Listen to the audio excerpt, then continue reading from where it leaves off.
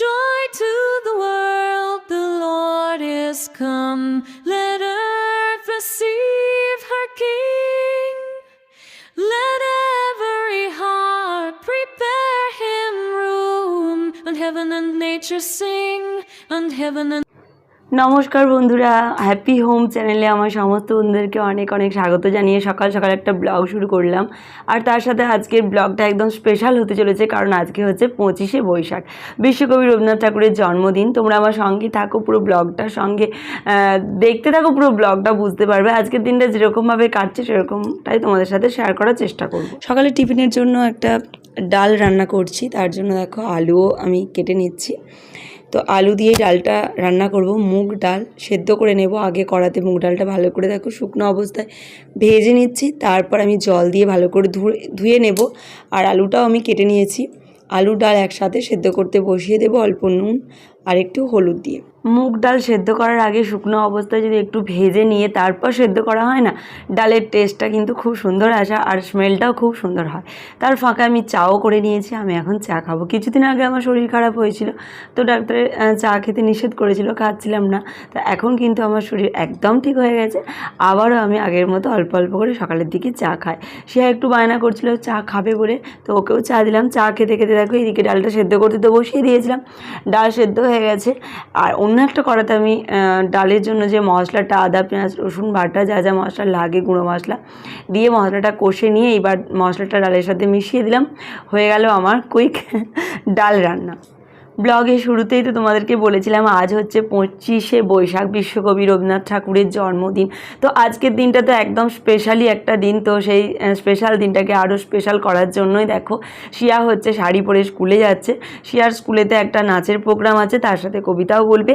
আর তিন্নি তো এখন নাচ টাচ কিছু পারে না, তেমন একটা কবিতা বলবে। তো তিন্নিকে আমি ফ্রকটা পরিয়ে রেডি করিয়ে দিয়েছি, আর শিয়াকে এখানে একটা শাড়ি পরিয়ে দিলাম। শিয়া যেহেতু নাচটাও করবে সেই জন্য শাড়িটা পরছে। আর শিয়া তো কিছুদিন আগে ন্যাড়া হয়েছিল, সেই জন্য দেখো অল্প একটু চুল বেরিয়েছে, ওই চুলেতে আমি একটা হেয়ার ব্যান্ড দিয়ে দিলাম।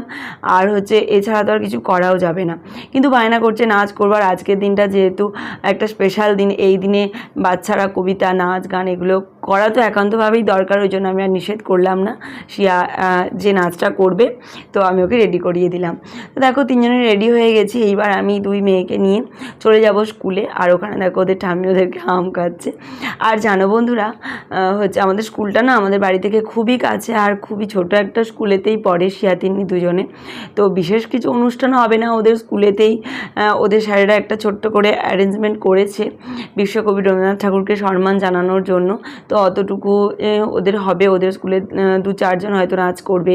এটা যেমন ওদের স্কুলের আন্টি একটা গান করলো উদ্বোধনী সঙ্গীত, তারপর কবিতা বলবে, যার যেমন যে বাচ্চারা যেমন পারে সেরকমভাবে। এই যে শিয়া দেখো এখন কবিতা বলছে।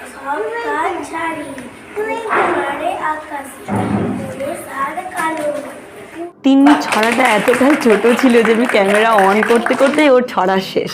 যাই হোক, ছড়া কবিতা সবার বলা হয়ে গেল। তারপর 2-4 জন নাচ করেছিল। এই দেখো ওদেরই ক্লাসে বা উঁচু ক্লাস, আগের ক্লাস, পরের ক্লাস, এরকম সব বাচ্চা মেয়েরা 2-একটা নাচ করেছে।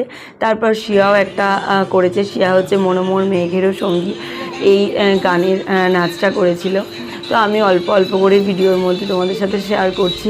আর কপিরাইট চলে আসবে কিনা জানি না, হচ্ছে গানের, বিশেষ করে রবীন্দ্রনাথ ঠাকুরের গান কবিতা সব কিছুর ওপরই তো কপিরাইট চলে আসে।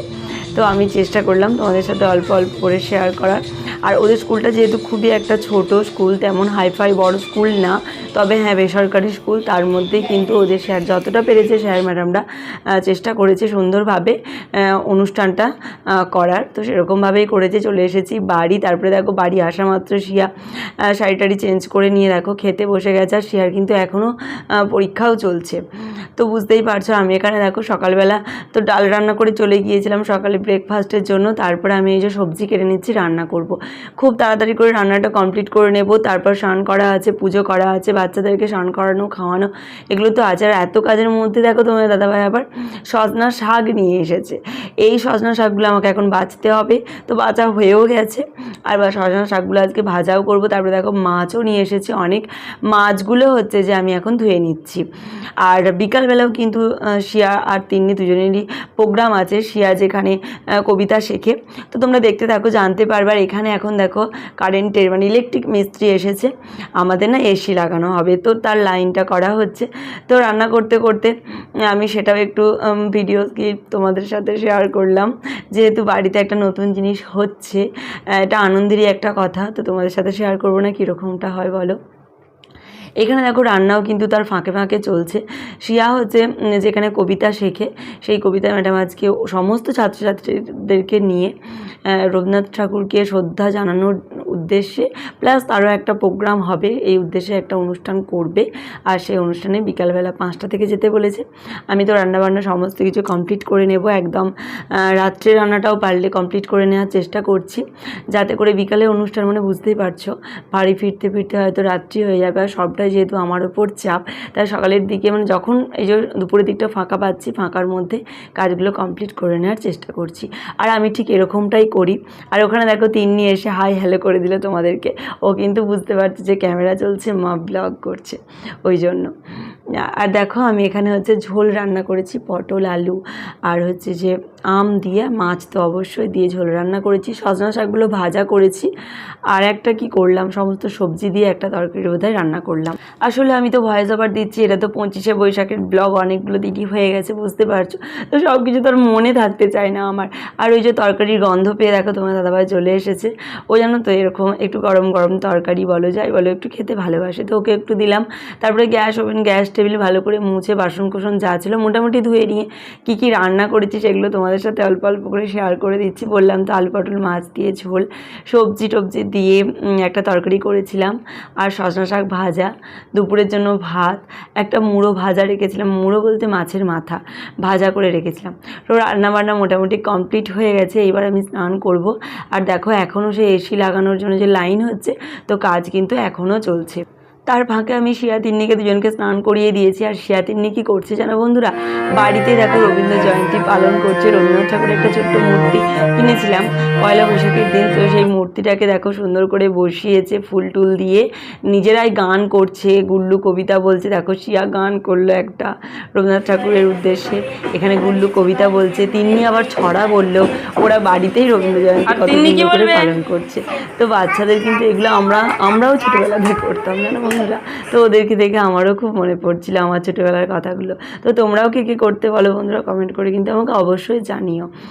আর দেখো আমি একদম স্নান টান করে পুজো টুজো করে ভাত বাড়বো বলে রান্নাঘরে চলে এলাম। তারপর দুপুরে খাওয়া দাওয়া করে একটু রেস্ট করেছিলাম, একদম শাড়িটারি পরে বিকালে যে বললাম প্রোগ্রাম আছে শিয়ার, সেই প্রোগ্রামের জন্য রেডি হচ্ছি।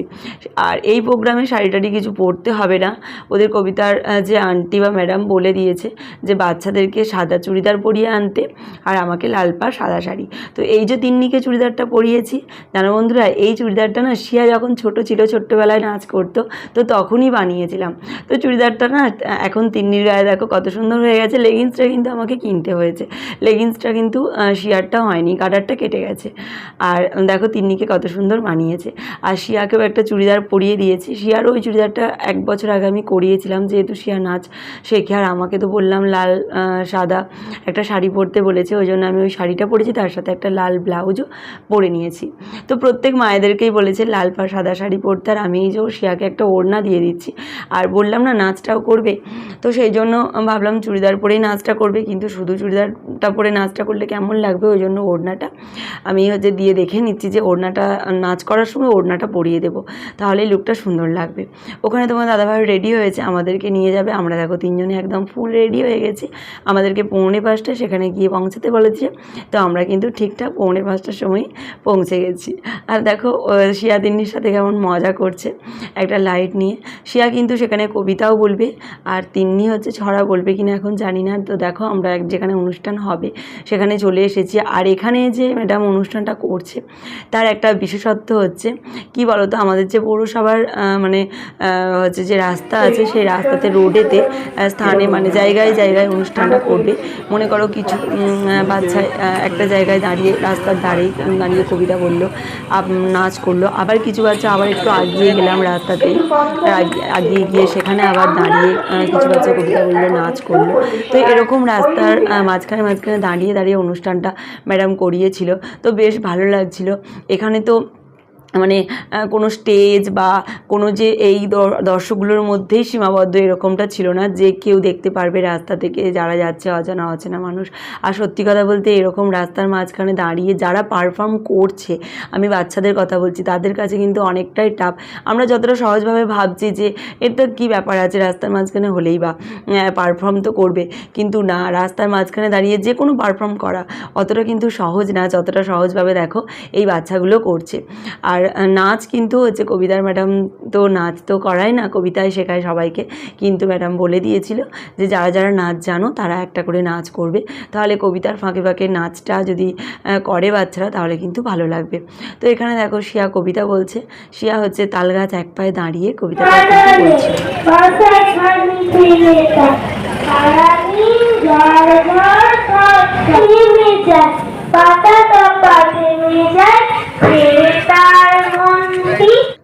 তো রবীন্দ্র জয়ন্তী উৎসব এইরকমভাবে পালন, সত্যি কথা বলছি বন্ধুরা, আমার তো বেশ ভালো লাগছিল।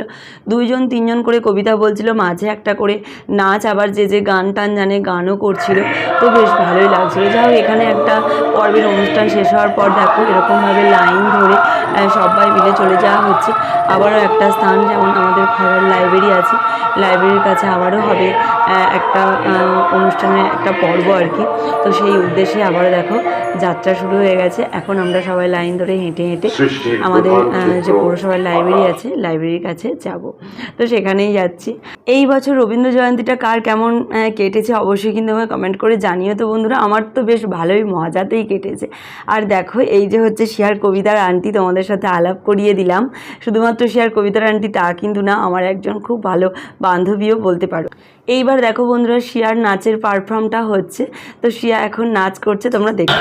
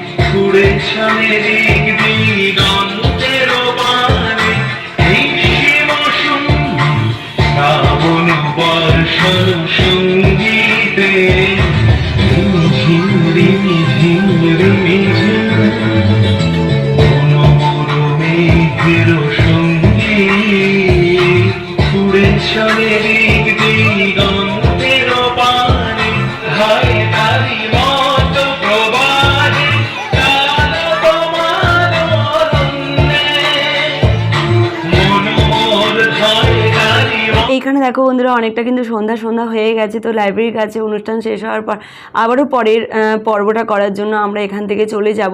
এখানে দেখো নাচের পারফর্ম হলো, তারপরে কবিতা হচ্ছে, আবারও আমরা চলে যাচ্ছি অন্য একটা পর্বের জন্য অন্য একটা স্থানে। তো এখানে শিয়ার পারফরমেন্স মোটামুটি কমপ্লিট হয়ে গেছে, আর এরপর হচ্ছে শিয়ার ড্রয়িংয়ের ক্লাস আছে। তো আমরা এখান থেকে এবার বাড়ি চলে যাব।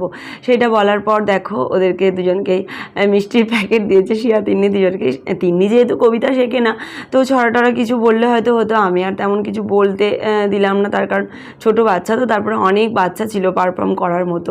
তো সেই জন্য দেখো চলে এসেছি বাড়ি। আর টিফিনের মধ্যে কী কী দিয়েছে দেখো, মিষ্টি, কেক, এইসব জাতীয় জিনিস দিয়েছিল বাচ্চাদেরকে, যেগুলো দেওয়া হয় সাধারণত। যাই হোক বন্ধুরা, ফাইনালি বাড়ি চলে এসেছি। আজকের দিনটাতে আমার খুব মজাই কাটলো। তোমাদের কেমন লাগলো ব্লগটা বলো কিন্তু, ভালো লাগলে লাইক করে দিও। Tata, good night.